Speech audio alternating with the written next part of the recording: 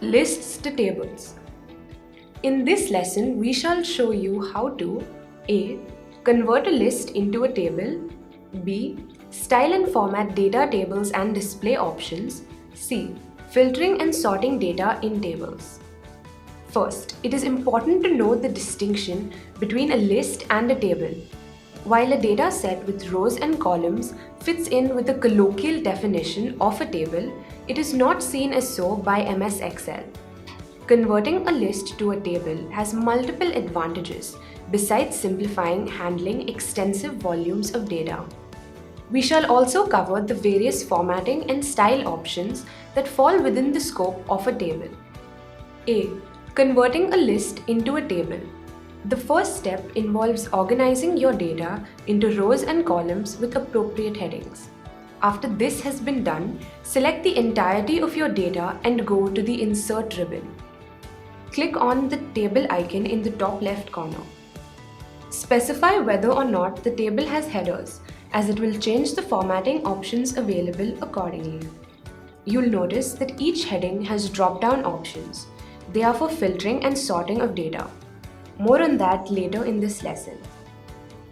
B. Styling and formatting data. A Table Tools option automatically appears with a design ribbon below it.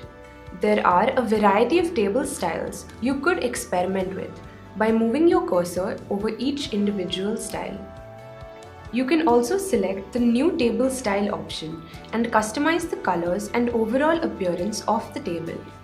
In the dialog box that appears, you can customize each individual element of the table. Naming this style can make it easier to find and use later on as well. There is an option to set this as a default table style available at the bottom of the dialog box. 1. Under the Table Styles options, there are certain advanced customizations. By default, there are banded rows, which you can keep, remove, or change to banded columns. It means that each alternate row or column is given a different cell color. 2. The Total Row option inserts a row at the bottom of the data set and by default fills the sum of the column to the right. However, if you click on any cell in the total row, a drop-down selection is possible. You now can choose from a set of customizable options dealing with the entirety of the data in that record. C. Filtering and sorting data in tables. After converting your data into a table, you can now choose to sort and filter the data. There are multiple ways to do so. Let's explore them. A. Displaying relevant data. There is a drop-down list wherein the data in each column is displayed. You can deselect the checkboxes containing irrelevant data. If, for instance, you only want to display data related to office furniture, select those options and click on the OK button. The data is not deleted and the hidden data can be easily accessed by clicking on the symbol next to that specific header. B. Text filters. You can sort through text-based data by using any of the default options under the text filters options. To begin with, click on the drop-down list of the required column. Select the text filters option. When you select Custom Filter, there are a variety of options that you can choose from. You can set more than one parameter for the filtering of data under this option. Now, when you apply more than one filter, the two options that come up are and or. If you want to apply both rules together, like for instance, words beginning with T and words ending with S, it will show you one result. In this case, tables.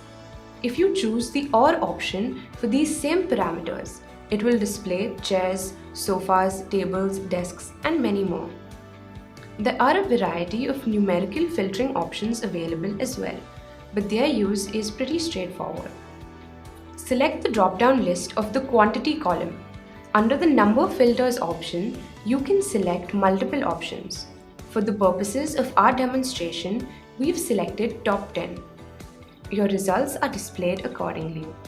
C. Sorting data. Alphabetical order, that is smallest to largest numerically. Under the same tab, there are options for arranging the entirety of the table according to their alphabetical order or from the smallest to the largest number. Using this method, you can individually choose to arrange either alphabetically or based on numerical value. However, there is an option to custom filter your data and apply both of these at the same time. D. Sorting data, that is value-based, using more than one filter. Click on Custom Sort under the Sort by Color option. In the dialog box that appears, select the header you want to sort by and the manner in which you want to sort the data, for example, A to Z. Now you can choose to add a secondary level of sorting data. In this case, the quantity is sorted from the largest to the smallest. You'll notice two products with the same title, beds, are arranged accordingly. So that's all we have for this lesson. Just a quick recap. We first learned how to convert data into tables. Then we learned of the ways to format tables using the available styles. You also learned that you can create your own styles with the custom format option.